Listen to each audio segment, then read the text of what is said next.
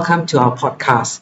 We are based in Southeast Asia, where a lot of the geopolitical spotlight is now shifting to due to the ongoing US-Israeli attacks on Iran and President Trump's infamous blockade on the blockade at Hormuz. With me today is Tian Chua, a distinguished former member of the Malaysian Parliament.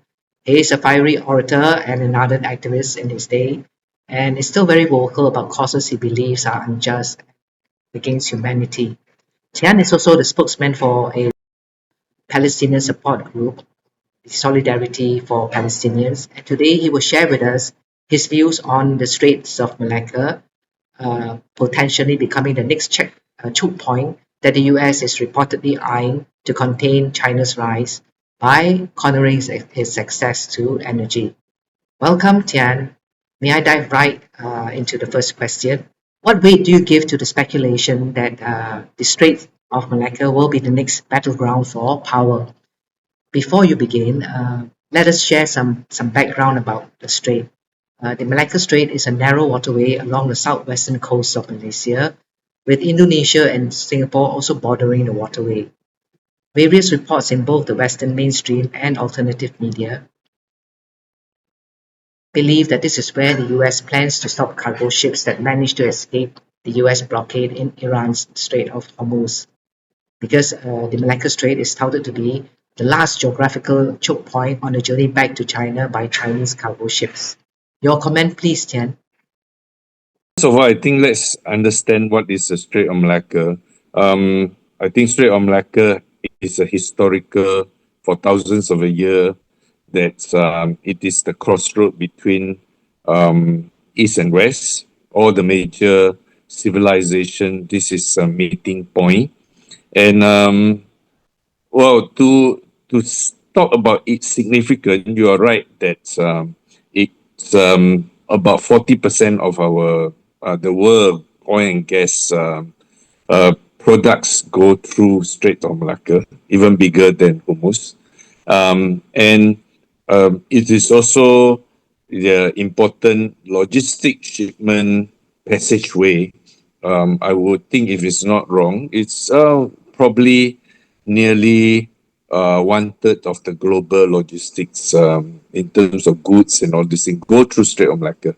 Yeah, it's definitely in the mind of those people who are thinking about war game, people who want to escalate the confrontation between China and US, will see this as a strategic point, which could, I mean, in their imagination, to encircle China or to choke China, and that's part of the greater game or greater geopolitical dynamic between China and US. Definitely, I won't deny that strategically, potentially, it could be a point of conflict. Tian, you're from Malacca, Yeah. right? So, who owns the Strait of Malacca? All three nations, or just Malaysia and Indonesia, as has been reported, or does it belong to none? What about the buzz that the US has managed to flip Indonesia's President Prabowo to his side, and in the accusations that Malaysia has been infiltrated by CIA operatives? Of what consequence is this sort of maneuvers? Because at the end of the day, isn't China still the key trading partner for both Malaysia and Indonesia? Won't that weigh more? Your comment, please. Okay. We have to qualify. There is a remarkable difference between Strait of Malacca and the Strait of Hormuz, because Strait of Malacca in reality is much wider. There are some part of it is very narrow between Indonesia and Malaysia, but overall, it consists of territory water of Singapore, Indonesia, and Malaysia. So then there is a wide enough passageway, which is considered the international water, where nobody, according to the United Nations international law, nobody has dominant over it. So most of the shipments are actually going through this public maritime passageway. So there is no country that could claim that they have a sovereign right over the passageway. Can a blockade of some form or de facto ban be staged against Chinese ships via pressure from US tariffs, sanctions, maybe even bribery or corruption and whatnot? Also, can you comment on the stand taken by a senior Singapore minister that all international waterways must stay open, whether it is wartime or not wartime? It was seen as a swipe against Iran, which, by the way, is gaining huge popularity with the people here. It is viewed as a symbol of heroism and bravery against overt bullying by someone that is mightier than it. Your comment, please, Tian. Okay, let me divide out into two or three parts to answer your question. First of all, the on the parts of whether there is a possibility of Strait of Malacca um, face the same fate of Strait of Hormuz to by any of the countries to initiate blockades or even restriction onto China or any other country. I think the context of Iran and Strait of Malacca is very, very different. And also, geographically, there's also some differences in terms of how the strait being, what is it called, landscape of the Strait of Malacca and Strait of Hormuz. First of all, uh, this the international shipping um, network is much more complicated um, than what we see in the Persian Gulf because the Strait of Malacca is not just oil and gas. It is also not just serving a few countries. It is virtually serving every corner of the world, right? So it's the vested interest involved is very wide, and I don't think any of the Southeast Asian country will recklessly want to offend the world. It's not just about China.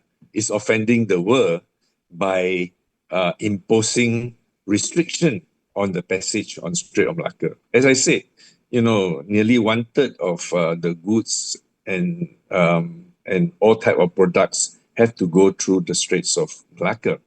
So that's why it's unlikely any country, be it Indonesia or Singapore, or no matter how closely related to US or how much pressure that US put on it, it is not quite possible for that to happen.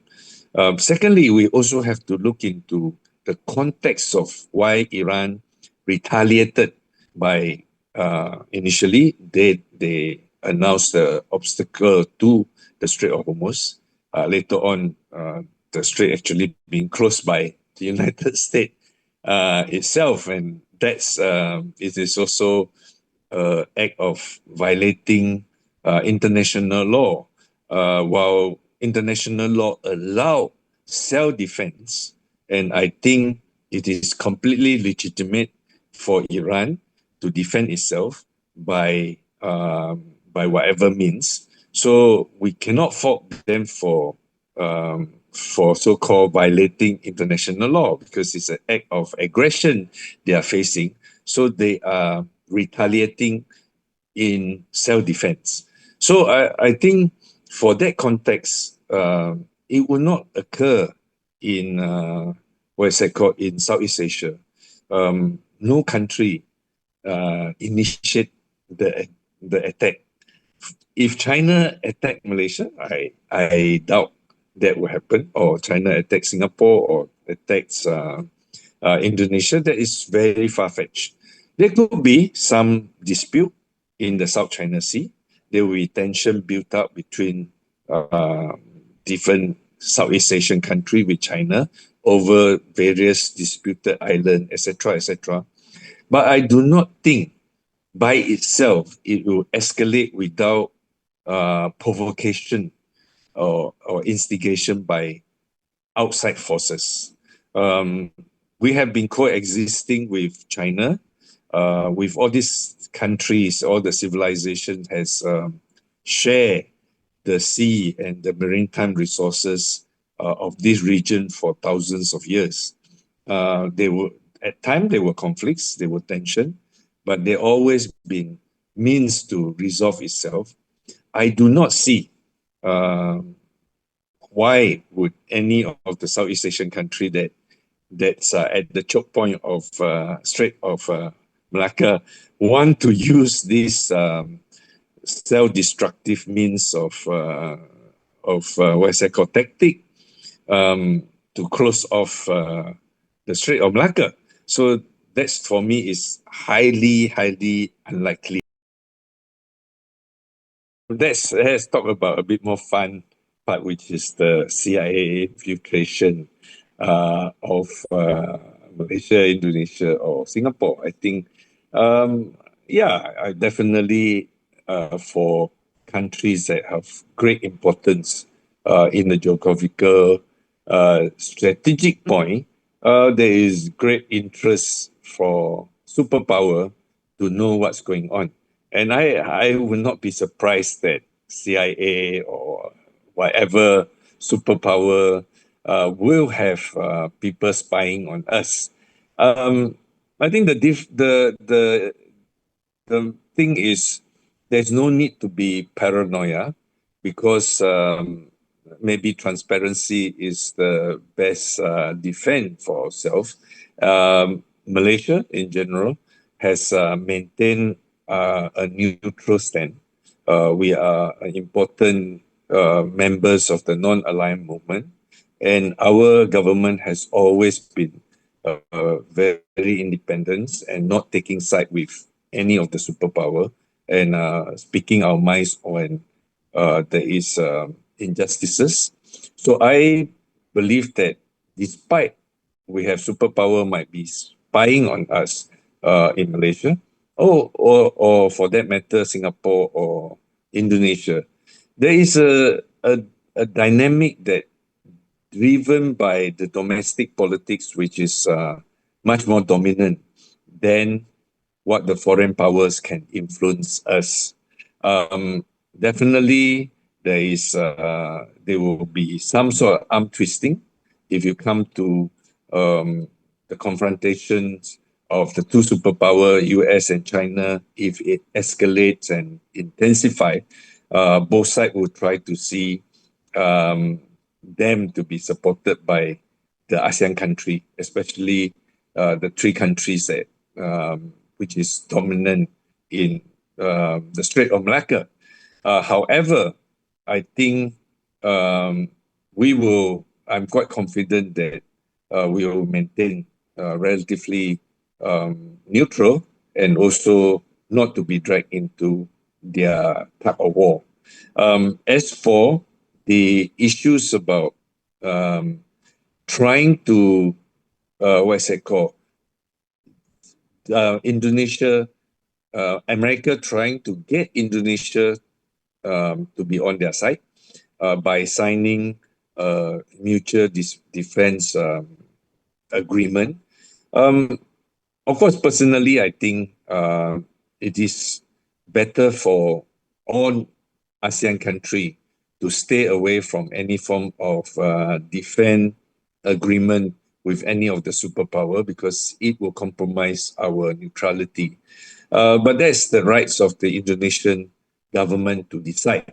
However, I think the Indonesian publics are strong enough to provide the counterbalance. If any of this agreement would jeopardize the sovereignties of Indonesia or jeopardize relationship with neighboring country, including China.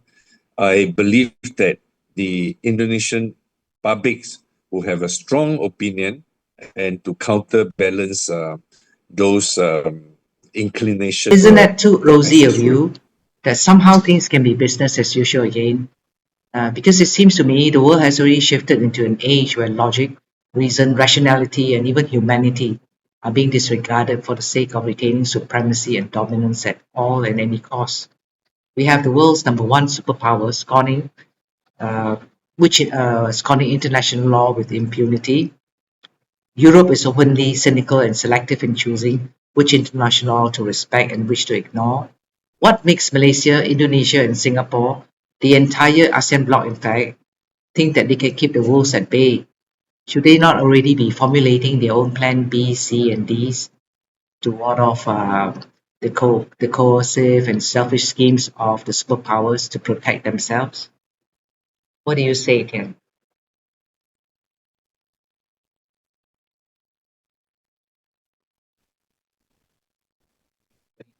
I Okay, I can see your point of view. I agree. Yeah, I agree with that. I think definitely, while I have certain degree of optimism that this region is unlikely to escalate in terms of tension, but that doesn't mean that we have to be complacent because some factors are outside our control. As you mentioned, we will not be able to control how the Americans voters will choose their leaders and how the Europeans will choose their leaders and maybe how China will change their leaders. Yet, I also think that um, we we need to um, also prepare ourselves for this possible uh, tension, global tension, and for some wisdom that we have uphold the principle of non-alliance, the principle of neutralities, and the principle of not allow ourselves to be dragged into these unnecessary conflicts. Need to be even more vigilant. Need to be even more what's it called? Strongly uphold and I think there is a certain concern which just now I didn't answer. Our neighbor's foreign minister has shown to be slightly biased towards what is it called towards a superpower and also to take a stand which is unsympathetic to another third world country that stand up for their own dignities and their sovereignties. That's is a worrying sign, and also we are also concerned that if more and more of the ASEAN country break away from the old tradition of defense neutrality and start signing out uh, defense pacts with one or the others of the superpower, that also would affect our um, our business and also our diplomatic relationship with others. One thing that ASEAN has formed has the formation of ASEAN was very clear a rejection of a NATO-like alliance. You know, before ASEAN was formed, there was an organization that's mirror after NATO called SEATO that was formed as the predecessor of ASEAN. But most of, in fact, all the ASEAN leaders rejected such a coalition, such an alliance, and opted for a much more neutral, much more consensus and non militaristic association called ASEAN. So, and that is a very long term wisdom in terms of our diplomatic policy.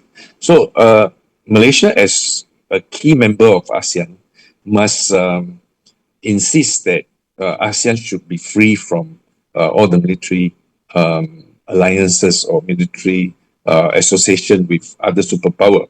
And in fact, ASEAN has declarations of a principle of non-nuclear region, and we should not allow ourselves to be engaged in nuclear arms and should not allow any nuclear weapons to go through our water. Unfortunately, I think lately because of the war in what's it called, the Persian Gulf with Iran, increasingly we notice militaristic vessel, gunboats and ships that carry weapons gone through the Strait of Malacca, and it seems that we are still unable to intercept it or to restrict it or to warn them not to use this neutral sea waterway for aggressions. This is something that I will urge Malaysian government to be much more, what's it called, firmer in terms of do not serve any of these, what's it called, vehicle, this vessel that has elements of hostility. And that's will be consistent to our policies of neutrality as well, and in solidarity with those people who are oppressed by aggression. So that is something that um, our member of publics and civil society in Southeast Asia must increase our vigilance and our what is it called, our voice to warn respective government not to be dragged into the war. If push comes to shove, how do you think Malaysia, Indonesia, and Singapore could and should deflect pressure from the US to choose sides? I think the it's very difficult for me. It's quite difficult for the US to pressure these three countries to take this self-destructive move because well, Iran has nothing to lose because they've been attacked, they have been destroyed, so they are trying to drag everybody in together. But for US to pressure us or even suggest that what is it called, the Strait of Malacca to be closed off for China, uh, is almost like we choking ourselves.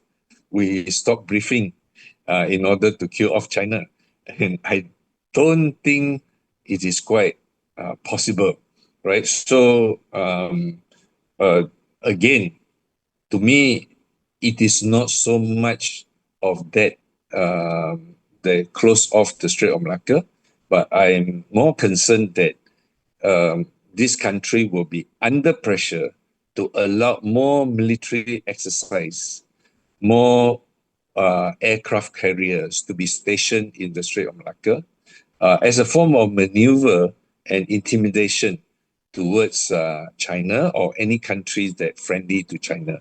So I would say that is more the next step.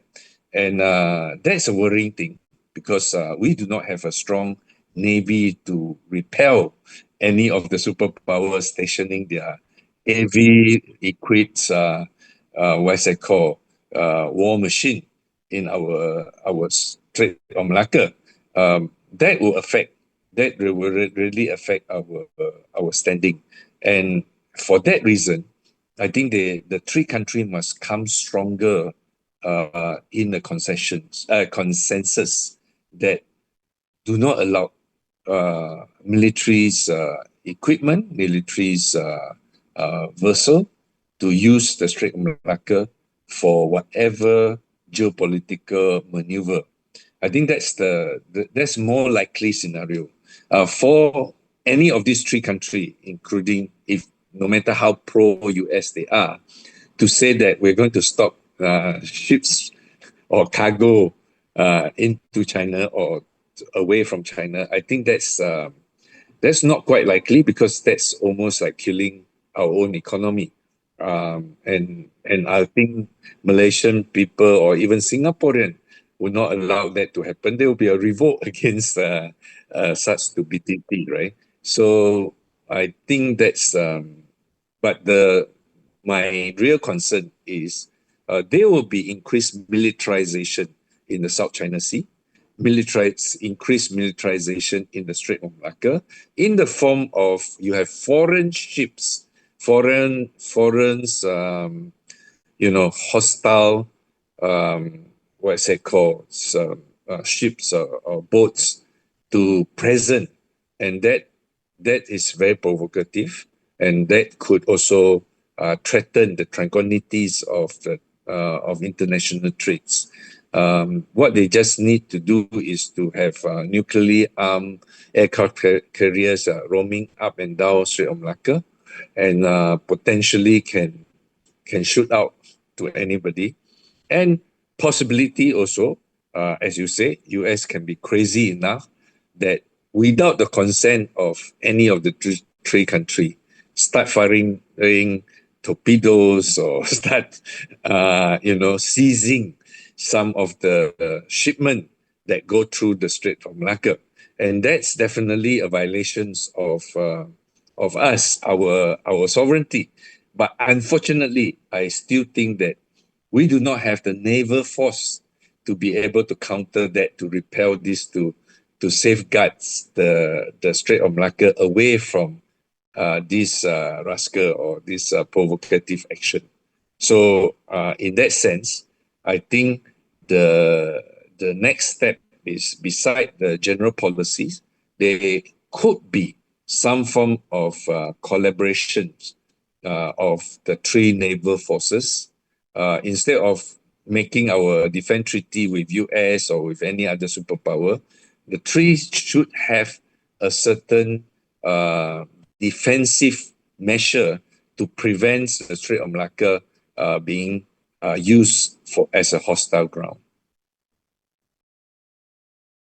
Lastly, I must admit I was impressed when Malaysian Prime Minister Anwar Ibrahim took a principled stand. He was among the first to condemn the US-Israeli attack and the shocking assassination of Ayatollah Khamenei and the other Iranian leaders. Malaysia is a multiracial, multi-religious country with its own long entrenched racial and religious tensions.